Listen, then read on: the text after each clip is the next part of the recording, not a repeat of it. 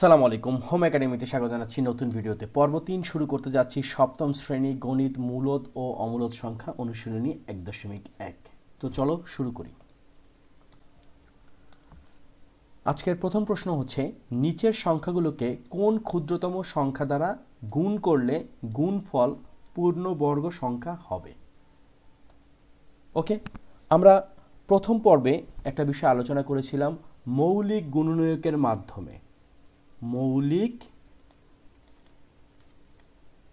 গুণনীয়ক এর মাধ্যমে কি বের করা? পূর্ণবর্গ সংখ্যা বের করা। তো এই বিষয়টা কিন্তু এখন আমাদের কাজে লাগবে, অর্থাৎ পিছনের যে ভিডিওগুলো ছিল সেইগুলো কিন্তু সামনেও আমাদের কাজে লাগবে। তো প্রথম প্রশ্নটা হচ্ছে, এটা হচ্ছে আমরা ৩ নং করতেছি, ৩ নং। ওকে, ক নাম্বার যেটা আছে সেটা হচ্ছে ১৪৭। ১৪৭কে আমরা যদি মৌলিক গুণনীয়কের মাধ্যমে বের করতে চাই, দেখি কি কি বের হয়। একটু মনোযোগ সহকারে এই ভিডিওটা দেখতে হবে, কারণ এই ধরনের ভিডিওগুলো খুবই গুরুত্বপূর্ণ। তো ১৪৭, 147, ১৪৭কে আমরা ৩ দ্বারা ভাগ করতে পারি, তাহলে পাবো কত? ৩ × ১২ আর ২ আর ৭ অর্থাৎ ২৭, ৩ × ৯ ২৭।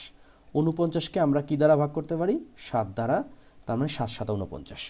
এখন সুতরাং ১৪৭কে আমরা লিখতে পারি ৩ × ৭ × ৭।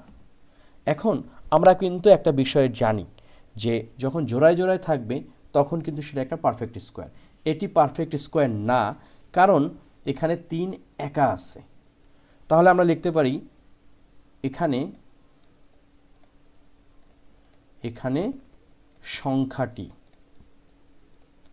সংখ্যাটি পারফেক্ট স্কোয়ার বা পূর্ণবর্গ সংখ্যা নয়। পূর্ণবর্গ সংখ্যা নয়।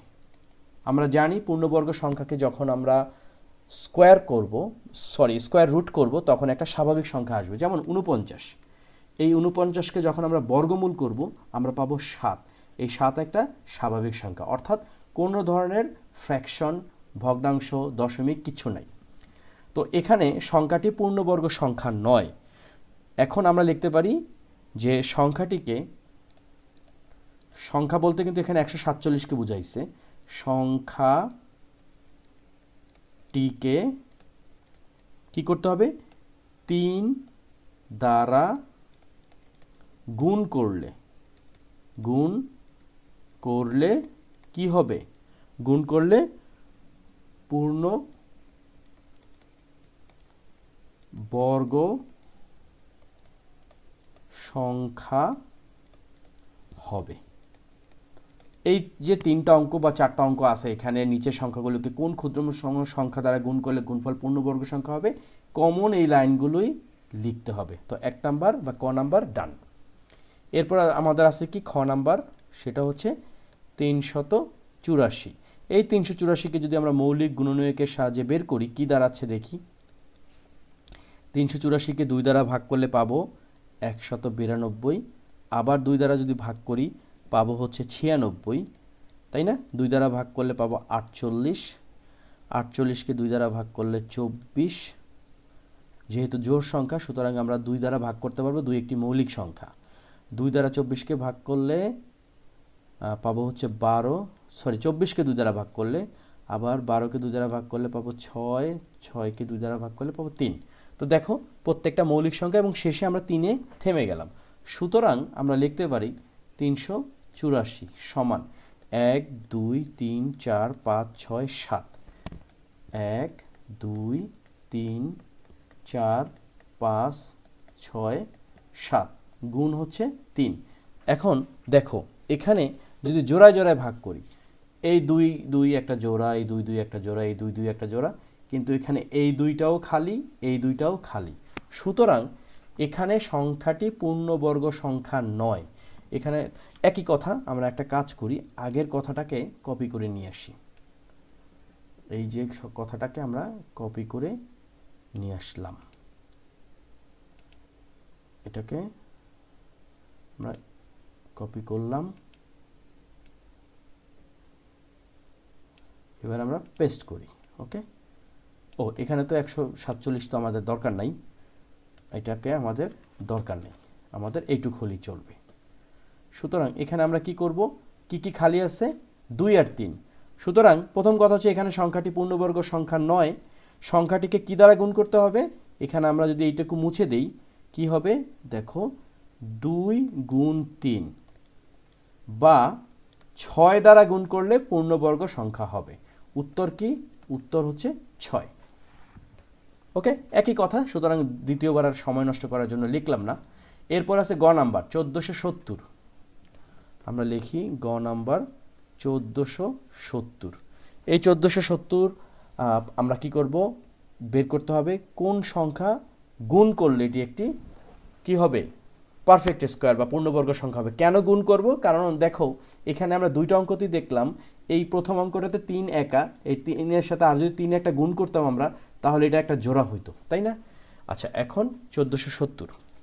তো দেখি 1470কে আমরা যদি কি বলে এটাকে, যে মৌলিক গুণনীয়কে বিশ্লেষণ করি, 1470 এটা একটা জোড় সংখ্যা, তার মানে 2 দ্বারা ভাগ করতে পারবো, 735। আবার 735কে আমরা 3 দ্বারা ভাগ করতে পারবো, কত আসবে, 245। 245কে আমরা 5 দ্বারা যদি ভাগ করি আমরা পাবো হচ্ছে কত, 49। 4 5 20 আর হচ্ছে গিয়ে 4 আর 5 5 9 45। আর 49কে আমরা 7 দ্বারা ভাগ করতে পারবো। তো কি দাঁড়াচ্ছে এখানে, সুতরাং 1470 সমান কি, 2 গুণ 3 গুণ 5 গুণ 7 গুণ 7। তো কি জোড়া আছে, জোড়া আছে শুধুমাত্র 7 আর 7-এর জোড়া আছে। সুতরাং আমাদের এখানে কি লাগবে, এই সংখ্যাটি পূর্ণবর্গ সংখ্যা নয়, আমাদের এখানে কি যোগ করতে হবে, 2 গুণ 3 গুণ 5, অর্থাৎ কত আসছে, 3 5 15, 15 দোকানে 30 গুণ করতে হবে। তো ওই জিনিসটা আমরা আবার এখানে একটু নিয়ে আসি। একই কথা, আমরা একটা কাজ করি, আমাদের কপিতে থেকে এই পার্টটুকু বাদ দিয়ে দিই, এইটাকে একটু কপি করে রাখি, তাহলে আমাদের জন্য সহজ হবে। একই কথা, যেহেতু বারবার লেখার থেকে কপি পেস্ট যেহেতু অপশন আছে, সুতরাং এটা আমরা পরবর্তীতে কাজে লাগাতে পারবো। তো এখন এখানে আমরা লিখতে পারি কত, 30 দ্বারা গুণ করলে, 30 দ্বারা কিভাবে 30 হয়েছে, 2 গুণ 3 গুণ 5, 30 দ্বারা গুণ করলে সংখ্যাটি কি হবে, একটি পূর্ণবর্গ সংখ্যা হবে। এরপর হচ্ছে আমাদের ঘ নাম্বার, কত দেওয়া আছে, 23,805। 23,805, এই 23,805কে 23,805 আমরা সরাসরি ভাগে চলে যাই। এখানে ভাগ বলতে হচ্ছে কি, আমাদের যেহেতু মৌলিক গুণনীয়কের মাধ্যমে বের করতে হচ্ছে, এবং জোড়াটা বের করতে পারলে আমাদের সহজ উপায় যে কোনটা জোড়া ছাড়া সেইটা গুণ করলেই কিন্তু আমাদের পূর্ণবর্গ সংখ্যাটা পাওয়া যাবে। তার মানে 23,805কে আমরা যদি 3 দ্বারা ভাগ করি তাহলে কত পাবো, 7,935। এইটাকে যদি আমরা আবার 3 দ্বারা ভাগ করি, যেটা পাবো সেটা হচ্ছে 2,645। এটাকে আমরা কত দ্বারা ভাগ করতে পারি, এটাকে আমরা 5 দ্বারা ভাগ করতে পারি, তাই না? 5 5 25, আর এদিকে হচ্ছে 5 2 10 আর 4 আর 5 5 9 45। 529, 529 কিন্তু একটি পারফেক্ট স্কোয়ার, অর্থাৎ 23। তাহলে আমরা দেখতে পাচ্ছি, সুতরাং 2 3 8 0 5, এটাকে আমরা একটু ব্লক করে দিই, নাহলে এক অঙ্কের সাথে এক অঙ্ক মিলে যাবে। আচ্ছা, 23,805 সমান আমরা কি লিখতে পারি, 3 গুণ 3 গুণ 5 গুণ 23 গুণ 23, অর্থাৎ এখানে এটা একটা জোড়া, এটা একটা জোড়া, বাকি থাকতেছে কি 5। সুতরাং এটি কি পূর্ণবর্গ সংখ্যা নয়। আমরা কপি পেস্ট থেকে এই জিনিসটা নিয়ে আসলাম, এখানে সংখ্যাটি পূর্ণবর্গ সংখ্যা নয়, আমাদের কি করতে হবে, 5 দ্বারা গুণ করলে, 5 দ্বারা গুণ করলে পূর্ণবর্গ সংখ্যা হবে, অর্থাৎ আমাদের উত্তর হচ্ছে 5। তো আশা করি এই যে তৃতীয় পর্বের 3 নাম্বার যে অঙ্কটা, এটা আমরা বুঝতে পারছি। আমরা এই ভিডিওতে আরও একটা অঙ্ক করব, একটা মানে 3টা অঙ্ক, ক খ গ, সেটা হচ্ছে 4 নাম্বারের প্রশ্নটা হচ্ছে, নিচের সংখ্যাগুলোকে কোন ক্ষুদ্রতম সংখ্যা দ্বারা ভাগ করলে ভাগফল পূর্ণবর্গ সংখ্যা হবে। এইমাত্র করলাম কত গুণ করলে আর এখন হচ্ছে কত ভাগ করলে।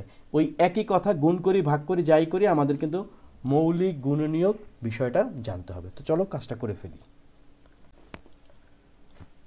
তো প্রথমে আছে কত, 4-এর ক আমরা করব 972। সরাসরি এটাকে আমরা মৌলিক গুণনীয়কের ধাপে চলে যাই। প্রথমে কি করব, 2 দ্বারা যদি ভাগ করি পাবো 486।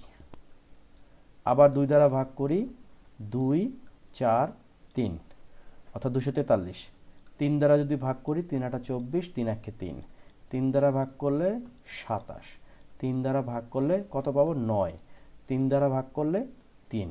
সুতরাং এখানে আমরা লিখতে পারি 972 সমান হচ্ছে 1 2 দুইটা 2, 1 2 3 4 5, 3 1 2 3 4 5। এখন জোড়া কি কি আছে, এই 2 আর 2 মিলে একটা জোড়া, 3 3 একটা জোড়া, 3 3 একটা জোড়া, কিন্তু এই 3টা খালি। খালি হওয়া মানে কি, এই 972 পূর্ণবর্গ সংখ্যা না। কত ভাগ করতে হবে, লক্ষ্য করো, এই পুরো সংখ্যাকে যদি আমরা এরকম 3 দ্বারা যদি ভাগ করি, তাহলে এই 3 আর 3 কাটা, তার মানে যা থাকতেছে সেটা একটা পারফেক্ট স্কোয়ার। সুতরাং একটু আগে যেটা আমরা কপি করে রাখছিলাম ওইটাই কিন্তু এখানে লিখতে পারি। এখানে সংখ্যাটি পূর্ণবর্গ সংখ্যা নয়, এবং মজার ব্যাপার হচ্ছে উত্তর এখানেও কিন্তু 3। সংখ্যাটিকে 3 দ্বারা আমরা এখানে কি করব, এত গুণ করছি হচ্ছে কি গুণ, এখানে এটা লিখব 3 দ্বারা ভাগ করলে, তাই না?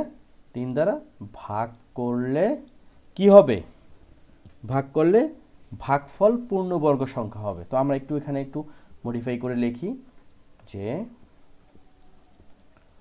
ভাগফল, তাই না? এখানে সংখ্যাটি পূর্ণবর্গ সংখ্যা নয়, সংখ্যাটিকে 3 দ্বারা ভাগ করলে ভাগ ফল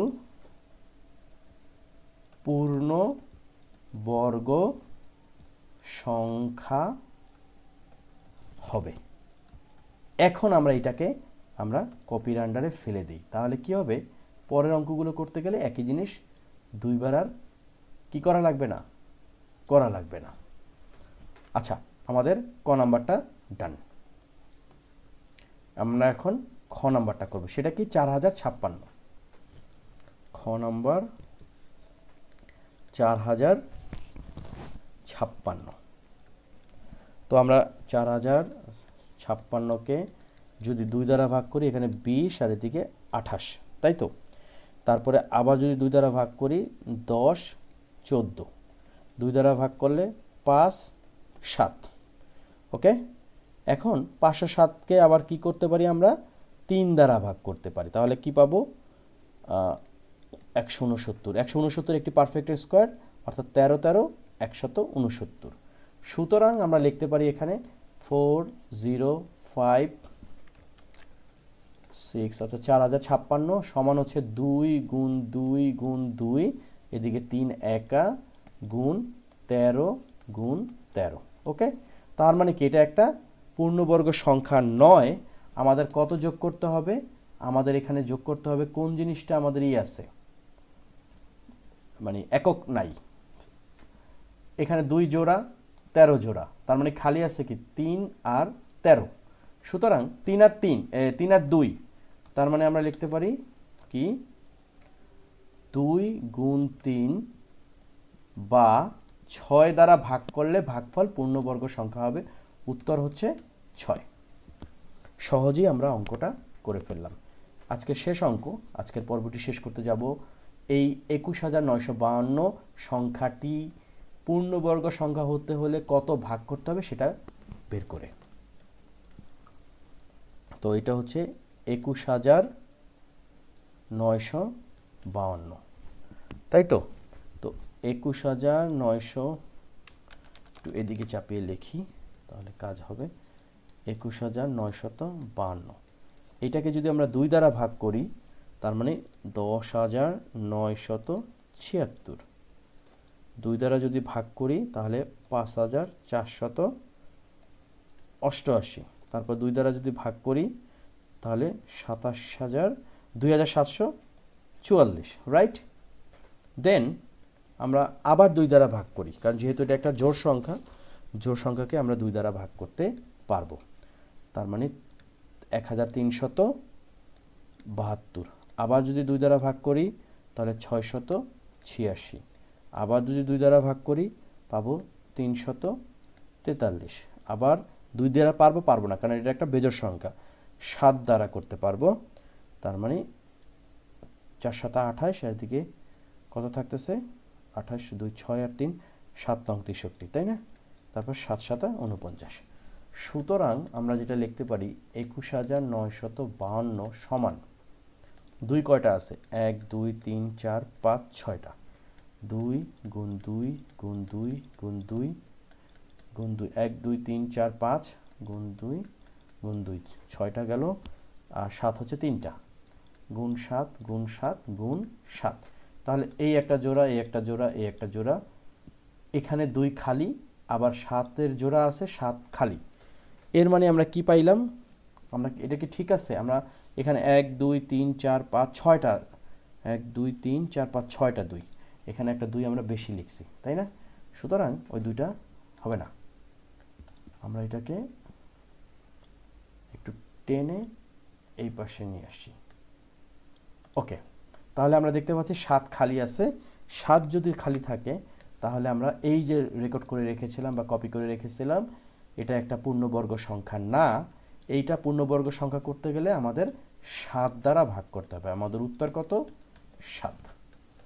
তো ভিডিওটা এই পর্যন্ত। একটা বিষয় বলে রাখি, হাতের লেখা যদি কারো বুঝতে সমস্যা হয় প্লিজ কণ্ঠে যেটা বলেছি এটা একটু মনোযোগ সহকারে করো।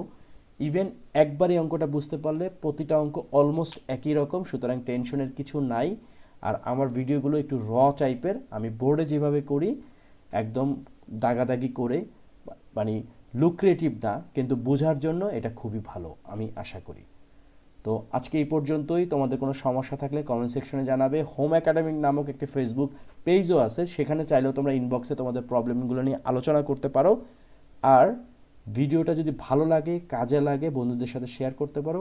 আর প্লিজ সাবস্ক্রাইব করতে ভুলবে না। Thank you.